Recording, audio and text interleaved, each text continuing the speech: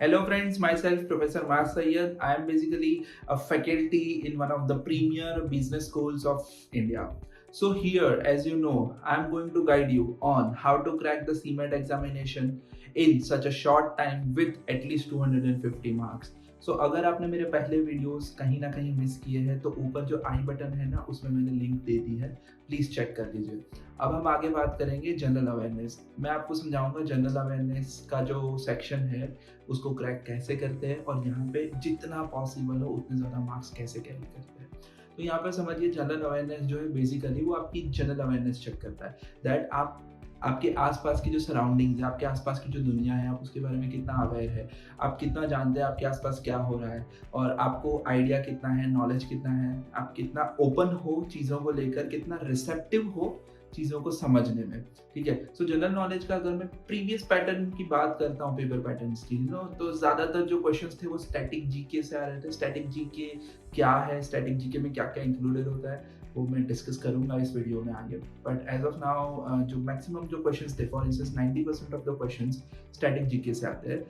बाकी के जो 10% क्वेश्चंस होते हैं वो आते हैं करंट अफेयर्स से, करंटली क्या चल रहा है दुनिया में। जैसे अभी अगर हम करंट अफेयर्स की बात करते हैं दोस्तों, तो सबसे ज़्यादा आप तवज्जो दे सकते हो, इम्पोर्टेंस दे सकते हो इन दो बातों को। First, India fuel price and India Pakistan relation. So the second was Ukraine and Russia war. Okay, so as we were discussing, the general awareness questions, the general knowledge questions, जिसमें मैंने आपको पहले बताया था स्टैटिक जीके होगा और current GK होगा, current affairs वाला जीके। तो स्टैटिक जीके में क्या क्या आता है वो सारी बातें करते हैं। तो सबसे पहले जो स्टैटिक जीके में जो पार्ट्स इंक्लूडेड होते हैं वो होता है history, geography, economy, companies, brands, Indian political system, Indian constitution, organisations, science and technology, sports and miscellaneous. तो ये सारी चीज़ें इंक्लूडेड होती है। जैसे कि मैं हिस्ट्री की बात करता हूँ तो आपसे पूछा गया है कि the first revolt in the history of India was occurred in dash year 1857, 1859, 1858, 1855.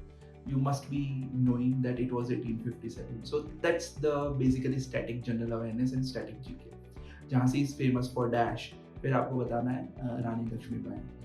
So all this is history regarding questions that are going to be asked in this GK quadrant, GK section of CMAT. Apart from that, geography, for example, आपको 7 sisters के नाम दिए हुए जिसमें से एक name missing है और आपको वो नेम बताना है। This is the name of the 7th missing sister. Now, when I talk about the 7 sisters, they are not the actual sisters. 7 sisters are generally the states. The northeastern states, Meghalayas and Sikkim and all this. So they are considered, Arunachal Pradesh and all, they are considered to be the 7 sisters. You must be aware of these things. Apart from that, companies and brand, there are many things which are given about the companies and brand that, for instance, आपसे पूछा जा सकता है कि in 2008 Tata acquired dash company and became number 1 steel manufacturer in the world. So you must be aware that it's the brand name Chorus. So these are the basic examples. Everything from sports to science to brand to politics to constitution to geography to economy, everything is going to be asked in this general awareness quadrant, general awareness section of the CMAT. And this is the static general awareness which you should be aware of. This is static. Static का मतलब होता है stagnant, बरसों से जो है वो यही है, बट आपको अवेयरनेस होनी चाहिए। अगर मैं इंडिया में रहता हूँ, मुझे इंडियन कॉन्स्टिट्यूशन के बारे में भी बहुत कुछ पता होना चाहिए, मुझे इंडियन पॉलिटिकल सिस्टम के बारे में पता होना चाहिए। हमें पता है इंडिया डेमोक्रेसी है, लेकिन इंडिया कैसा डेमोक्रेसी है? Is it a federal democracy और it's not? So you should be aware of what is the federalism and what is not. So all this things are part of the static CMAT questions. अब हम आगे बात करते हैं current affairs की।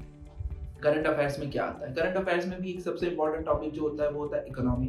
इसके अलावा जो होता है बिजनेस एंड कॉर्पोरेट न्यूज़, क्या चल रहा है वो देखो, कौन सी कंपनी ने किसे अक्वायर किया, कब अक्वायर किया, कैसे अक्वायर किया, डील कितने में हुई भी है या नहीं हुई है। टेक्नोलॉजी, जैसे अगर हम आजकल की बात करते हैं तो CMAT 2020 में आपसे पूछा जाएगा कि पूछा जा सकता है कि कौन सी कंपनी ने वर्ल्ड की first anti Covid medicine develop की है जो कोविड वायरस को मारती है। ठीक है।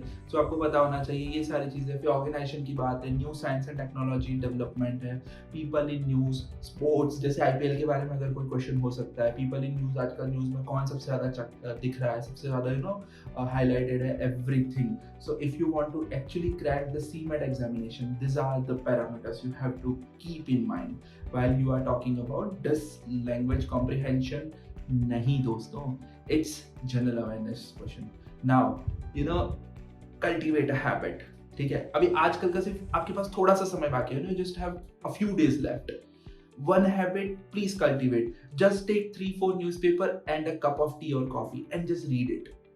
सिर्फ पढ़ लीजिए, बहुत सारे सवालों के जवाब तो आपको वहीं से मिल जाएंगे। न्यूज़पेपर के जो फ्रंट हेडलाइंस है, या जो बैक पेज की हेडलाइंस है, या जो middle, first, second, third page पे जो हेडलाइंस आती है, ये सब जब आप पढ़ेंगे ना, आप बहुत सारे सवालों के जवाब तो सीमेट में न्यूज़पेपर से ही दे सकते हैं। So this thing should be adopted, ठीक है। और आगे क्या करेंगे, सोचिए। अब हम क्या करेंगे पता है, इस चैनल को करेंगे हम सब्सक्राइब, ये जो रेड बटन है उस पर करिए क्लिक और थम्स अप दीजिए मुझे, इस वीडियो को करिए लाइक। सो कौन से न्यूज़पेपर्स, ठीक है। तो पेज 3 वाले न्यूज़पेपर्स नहीं पढ़ने, newspapers such as Times of India, the Hindu, Economic Times, ऐसे सारे न्यूज़पेपर पढ़िए। और जीके के लिए एक पजल सॉल्व करने की आदत डालिए। क्विजेस, एवरीडे क्विज होती है जो आपके नॉलेज को टेस्टिफाई करती है, तो क्विजेस सॉल्व करने की आदत आपके अंदर होनी चाहिए। और मंथली मैगजीन्स, आई गेस उसका समय नहीं रहा है, तो let's not debate about this thing. हमें सीमेट में टॉप नहीं करना है, हमें सिर्फ 250 प्लस मार्क्स लाने हैं। तो उसके लिए आप अगर इतना कर लोगे, डेफिनेटली जीके सॉल्व हो जाएगा और जीके वाला जो सेक्शन है बड़ा अच्छे से क्लियर हो जाएगा। और अगर मैं आपको मार्क्स दिखाता हूँ, लाइक सीमेट के 5 सेक्शन है, आपको 250 240 प्लस अगर मार्क्स क्रॉस करने हैं, ठीक है, तो मोटा मोटा आपको हर एक में 45 to 55 का रेंज में मार्क्स लाने हैं। तो मैंने जितने आपको टिप्स दिखाए हैं, अगर ये सारे टिप्स अगर आप फॉलो करेंगे, डेफिनेटली आप 50 स्कोर कर देंगे। और जैसे अगर आपने 50 स्कोर किया, ऑटोमेटिकली 50 into 5 250 हो जाएगा। तो दोस्तों, अब हम आगे बात करेंगे लैंग्वेज कॉम्प्रिहेंशन। लैंग्वेज कॉम्प्रिहेंशन एक सीमेट का बहुत इंपॉर्टेंट सेक्शन है जो 80 मार्क ही कैरी करता है, जिसमें 20 क्वेश्चंस होते हैं और each question would comprise of at least 4 marks. So here we have to understand that how to clear this comprehension part. Abhi we will go through that what sort of inclusions are there in language comprehension part. सबसे पहले reading comprehension जो आप सब बचपन से करते हैं, आपको एक पैराग्राफ दिया हुआ है, उसके ऊपर से आपको नीचे 1-2 सवाल पूछेंगे जिसके जवाब देने हैं, ठीक है. Very easy and you can score very well. Apart from that, English uses errors. There are certain errors which you have to rectify in the language. जैसे आपको एक स्टेटमेंट दिया हुआ है, उस स्टेटमेंट में क्या सही है, क्या गलत है, कहाँ पे गलती है, वो आपको फिगर आउट करना है. सिनोनिम्स एंड एंटोनिम्स, आपको पता है सिनोनिम्स जो समानार्थी शब्द है और एंटोनिम्स जो विरुद्धार्थी शब्द है. तो बेसिकली जो उसका ऑपोजिट है वो है एंटोनिम्स और जो उसका सिमिलर वर्ड है वो सिनोनिम्स होता है. इंग्लिश ग्रामर, ग्रामेटिकल एरर, जैसे she, he, it, is, am, are, इसमें कोई भी इशूज है. जैसे आई एम ईटिंग फूड, इसकी जगह ऐसा लिखा है आई इज ईटिंग फूड, तो आपको वो फिगर आउट करना होगा. फिर पैराग्राफ कंप्लीशन, एक पैराग्राफ दिया हुआ है, आपको उसके कंप्लीटिंग वर्ड्स डालने होंगे. एक जंबल्ड अप पैराग्राफ है. देखो लैंग्वेज की सबसे इम्पोर्टेंट पार्ट, जो हिस्सा जो होता है ना, वो होता है एक मीनिंग. आप जब कुछ भी पढ़ते हो उसका एक मीनिंग निकलता है. जब मैं कुछ बोल रहा हूँ उसका एक मतलब है, ठीक है. लेकिन अगर मैं ऐसे बोलूँ रात, अंधेरा, सूरज, चांद, तारे, ये सब शब्द है. All these are word, it doesn't mean anything. And that's what this jumbled up para is all about. All the statements are literally mixed and matched in a way that they does not mean anything. And here we have to just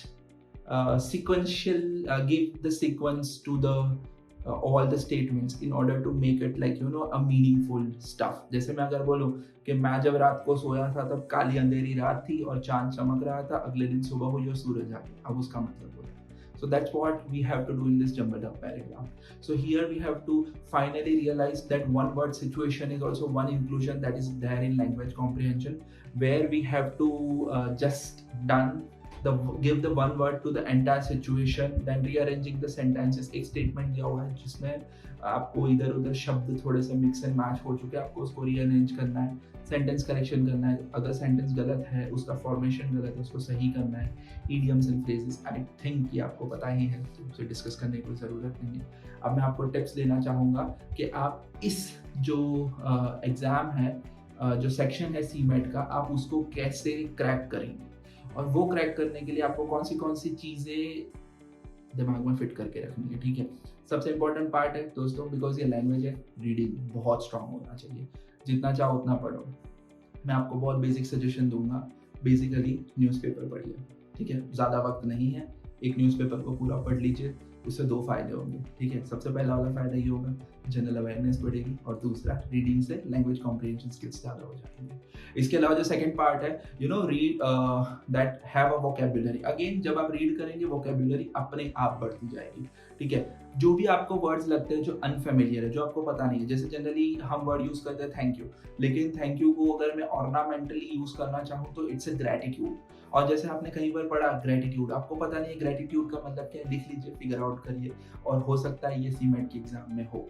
इसके अलावा जो crosswords है, जो meanings related games है, आप अगर वो करेंगे तो उससे आपका बहुत सारा फायदा होगा। जैसे the games like sudoku, games like puzzles, crosswords, ये सारी चीजें ये आपकी लॉजिकल रीजनिंग स्किल्स भी बढ़ाती है, साथ में आपकी वोकेबुलरी को भी बड़ा स्ट्रॉन्ग करती जाती है, तो वो भी आप यूज कर सकते हैं, ठीक है। और वोकेबुलरी जो एनहांस होती है वो etymology, understanding the root meanings. किसी भी चीज का आपको जब मतलब पता होगा ना, तो आप बहुत अच्छे तरीके से उसका मतलब निकाल सकते हैं। जैसे मैं एक आपको वर्ड देखता हूँ, अनफकवीदेबल, ठीक है, इट्स नॉट अ गाली, ठीक है, सबसे इंपॉर्टेंट चीज, दिस इज समथिंग, इसका मतलब ये होता है आई एम इनडिफरेंट। अभी आप सोचोगे ओह ये तो गाली है, नहीं, ऐसा नहीं। आप जब उसका मतलब समझेंगे ना, तो वो चीजें आपको ऐसे ऐसे दिमाग में घुस जाएंगी, and that's what is very important.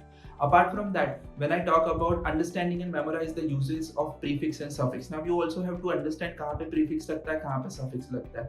जैसे मैं कह रहा हूँ सिंगल, तो सिंगल का अगर मुझे एक फॉर्मेट बनाना है तो वो सिंगुलर होगा, ठीक है, इन सिंगल नहीं होगा। सो ये चीज़ आपको समझ आनी चाहिए कि प्रीफिक्स कहाँ लगता है, सफिक्स कहाँ लगता है। प्रीफिक्स मतलब जो पहले लगता है वर्ड के, और सफिक्स मतलब जो वर्ड के बाद लगता है। तो ये सारी अंडरस्टैंडिंग है ना, लैंग्वेज कॉम्प्रिहेंशन में बहुत यूजफुल रहती है। ग्रामर को बहुत अच्छे से समझिए, मैं समझ सकता हूँ ग्रामर के साथ बचपन से बहुत इश्यूज है, कट्टी बट्टी रहती है थोड़ा ग्रामर के साथ, but grammar is very important. और basics of the grammar, I am not telling you कि आप बहुत डिटेल में जाइए और आप ईच एंड एवरीथिंग समझिए, बट जो बेसिक ग्रामर्स है वो आपको पता होना चाहिए। जैसे आई के साथ क्या लगता है, वी के साथ क्या लगता है, यू के साथ क्या लगता है, what are the past tense, what is the future tense, what is the present tense, what is the continuous tense, ये सारी चीजें हमें पता होनी चाहिए।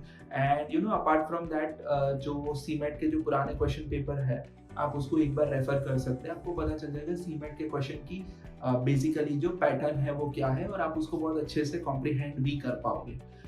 Then you should be always understanding the hidden meanings, because जो भी स्टेटमेंट्स होते हैं, जैसे जम्बल्ड अप पैराग्राफ्स होते हैं, जम्बल्ड अप सेंटेंसेस होते हैं, इनकरेक्ट सेंटेंसेस होते हैं, आपको उसका मतलब पता हो तो आप उसको करेक्ट कर सकते हो। फॉर एग्जाम्पल यहाँ पे मैं स्टेटमेंट देता हूँ, my name is Mas Syed, name my Mas Syed, ठीक है। अब ये बेसिकली मैंने एक अनयूजुअल सेंटेंस आपको दिया है, आप इसका मतलब समझ जाइए कि मैं कहना चाहता हूँ कि मेरा नाम माज है। अगर if you are able to figure this out, you will be able to sort the question. So just try to understand the hidden meanings, छुपा हुआ क्या है। और इसके बाद जो एब्स्ट्रैक्ट्स जो पैराग्राफ दिए हुए हैं, जो छोटे छोटे से पैराग्राफ दिए हुए हैं, जब उसको पढ़ते हैं तो आप क्या करिए पता है, उसको ब्रेक करके पढ़िए। have a tendency to read anything very quickly, but again develop a tendency to break a paragraph into 2 or 3 parts. You will not be able to find answers just by the reading paragraph. तो एक paragraph को 2-3 part में break कर दीजिए। जैसे suppose 10 line का paragraph है, पहले 4 लाइन पढ़ ली, फिर क्वेश्चन पढ़िए, फिर वापस से 4 लाइन पढ़िए, तो आप तुरंत ही आपका समय भी बचेगा। अगर वो ऊपर की 4 लाइन में आपको आंसर मिल रहा है तो नीचे की और बाकी की 6 लाइन्स पढ़ने की कोई जरूरत ही नहीं, because you got your answer. तो you have to work very smartly with this language comprehension part. Apart from that, जो वर्ड्स है हाउएवर, नेवरदलेस, बट, इंस्टेड, ये सारे जो है वो पूरी एक स्टेटमेंट को बदल देते हैं, ठीक है। जैसे मैं कह रहा हूँ I am the best, but I think I'm not. Now just understand, just the statement what I am passing is I am the best. But अगर बीच में ये word use हो रहा है, but, although, since, etc, instead of, ये सारी चीजें पूरी आर्ग्यूमेंट का मतलब ही बदल देते हैं। एक क्वेश्चन मार्क लग जाता है without putting a question mark there. So ये सारी चीजों को नोटिस करिए और कॉम्प्रिहेंड करने का ट्राई करिए। एंड सबसे इंपॉर्टेंट चीज है, जो सीमेट का जो एग्जाम है वो क्लियर कैसे होता है पता है? बहुत सारी मेहनत, बहुत सारा लक और अपने आप पे बहुत सारा विश्वास। तो ये सारा विश्वास रखिए और बने रहिए हमारे साथ। डेफिनेटली हम आपको सारे ट्रिप्स, सारे टिक्स, सब कुछ दे देंगे सो दैट आप अपना सीमेट क्लियर करिए। Thank you so much for watching this video. अगर आपको ये वीडियो अच्छा लगा है तो इस चैनल को सब्सक्राइब करिए और इस वीडियो को एक थम्स अप दे दीजिए। Thank you so much. I hope you like this video. For more such videos, keep watching our channel. And do not forget to like, share and subscribe.